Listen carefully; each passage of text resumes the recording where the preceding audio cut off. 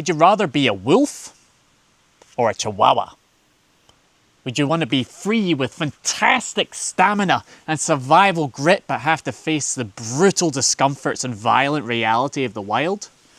Or do you want to be comfortable, safe, cuddled, petted, have all your needs taken care of, but be made so small and helpless that the slightest delay in your needs results in a yappy panic attack and unheroic death?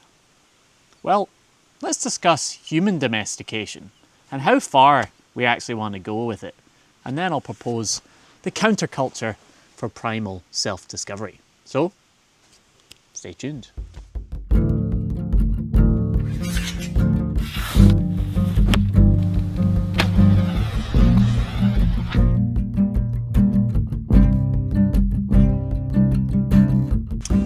Hi folks, welcome to Fandabi Deep Dive, here with another pondering video.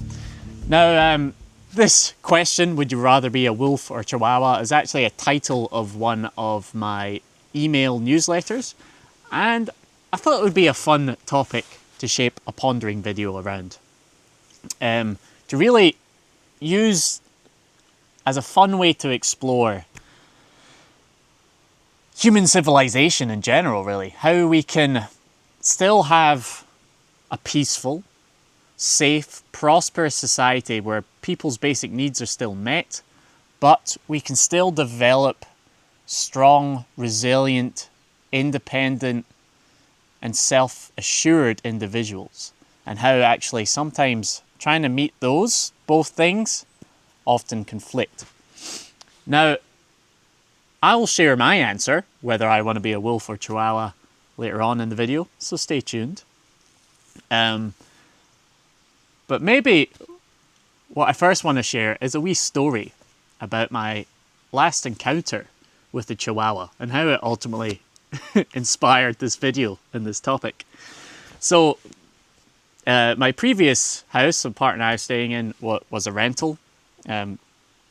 Cottages joined together, and we got new neighbours in the house immediately next to us. So, of course, you go round to meet the neighbours. And we're chatting with the lady there. And in the background, we heard these two yappy dogs.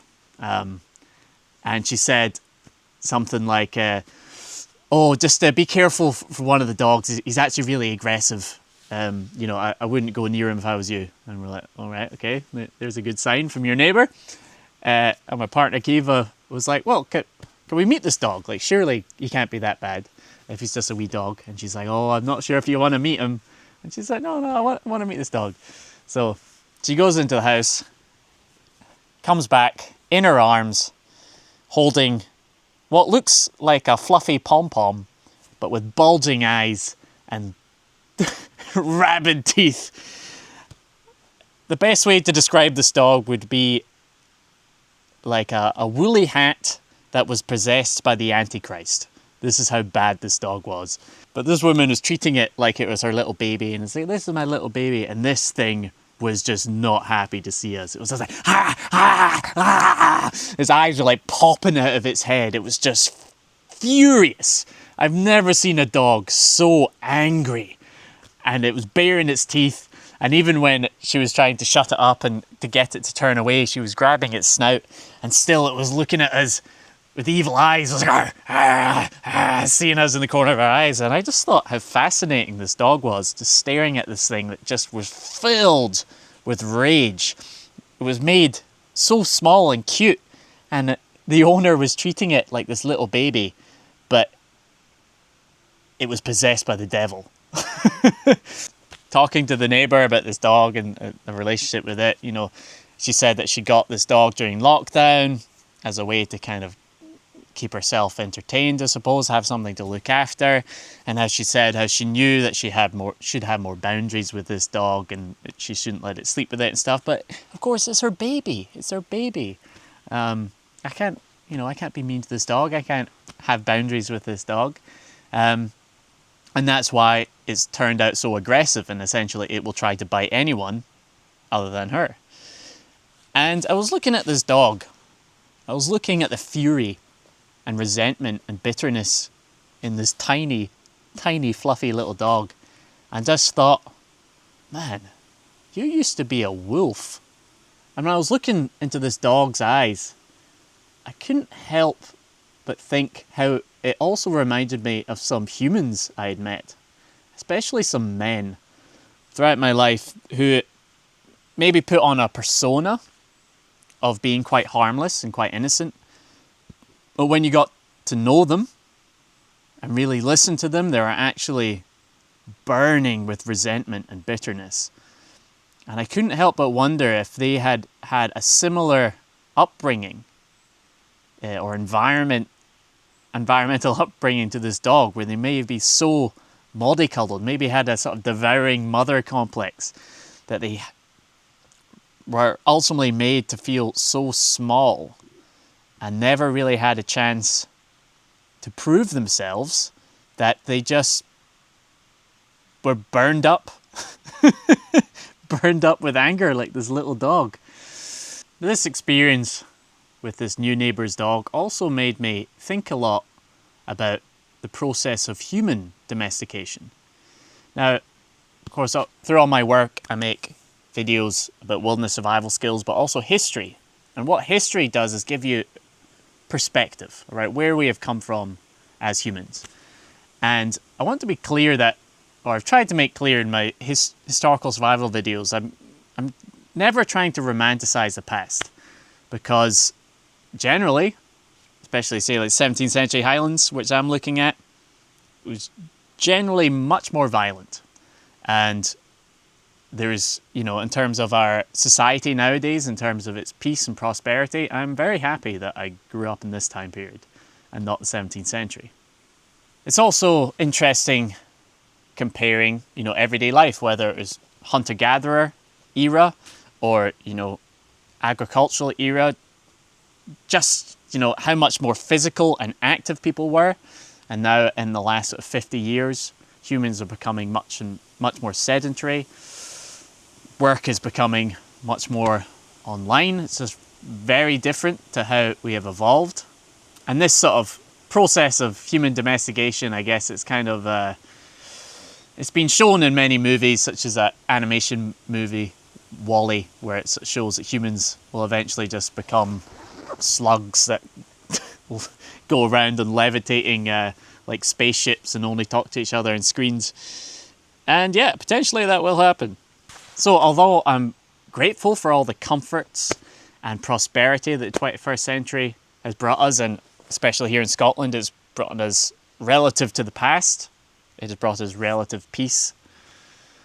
But this experiences with this dog made me realize that, you know, even if you give people all their comforts, everything that they want, if they're made to feel small and helpless, you can ultimately still create a monster, which I think maybe will eventually make the whole system spiral back into chaos again.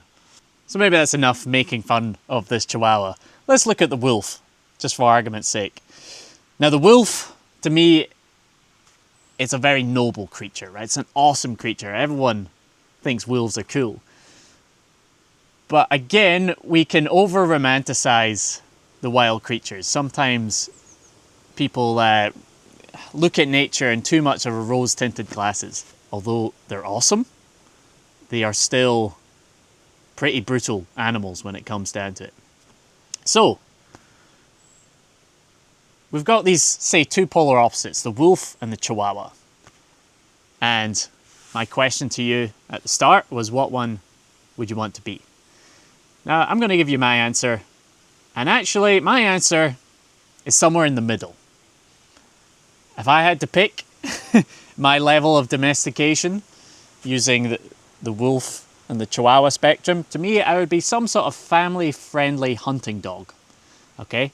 I would want to be something that still has a physicality where I could run down a deer, just run for miles, and I could survive if the human race disappeared and I had to be by myself. But to be honest, I would still want to have floppy ears and a wagging tail and to be able to play with children and to, you know, sleep and curl myself up and sleep next to the fire and be given lovely food. But it'd be nice, you know, also not to be feared by the neighbours, and yeah, still be a family dog. So this again comes back down to my analogy, which I shared in previous video, recurring themes in my work, which is keep one foot in the dirt. And this is why I'm not against technological progress. I'm interested to see where all our comforts and conveniences will lead us. But ultimately, life is about perspective. And actually, comfort without its polar opposite, comfort without discomfort, becomes numb. It becomes meaningless. So therefore, for me to sort of stay sane, for me, when I'm happiest is when I'm getting out and becoming uncomfortable quite regularly. And then I can still come back and live that bit more of a Chihuahua life. So you could say, with all my work, when I'm encouraging people, to go out and train in wilderness living skills, or, practice martial arts, or just go out and get uncomfortable, go get that one foot in the dirt. What I'm ultimately encouraging people is to integrate the wolf with them. Always keeping that wild side alive in you. Because I believe in integration rather than repression. I think all humans, whether we're aware of it or not, have the capacity to do really bad things, do really evil and horrible and violent things. And the way we stop that from happening, the way that we create peace within our own lives and as a society, is to integrate that and to have that power on our side for the force of good. Because if we deny it, then it bubbles up in unconscious ways and creates bad things. So I think we can have the best of both worlds. I think if we lean too much into discomfort and we let ourselves become too domesticated, if we let ourselves become too small and helpless, then it will ultimately lead to bad things. But then if we become too wild and violent, then that will also lead to bad things. So it's about having one foot in the dirt and one foot in the carpet. One foot as a wolf, one foot as a Chihuahua. So integrate the wolf. Make sure there's still a part of you that's independent, that is still connected to your body, that still understands how to fight and to survive. But also, you can enjoy the comforts and you can get petted, because that's quite nice too. So let me know in the comments, what would you rather be, a wolf, a Chihuahua, or something in between? Let me know your thoughts on human domestication and how we can best navigate it. If you want to join this journey of primal self-discovery, then over on my school, Resilient Roots, I'm sharing practical lessons, and every month we're doing live calls, and not only are we setting survival challenges, but we're having discussions about things like this. So, thanks so much for watching another deep dive pondering. Don't forget to subscribe. I'm trying to do these ponderings every Monday. And have fun integrating the wolf. Cheery bye.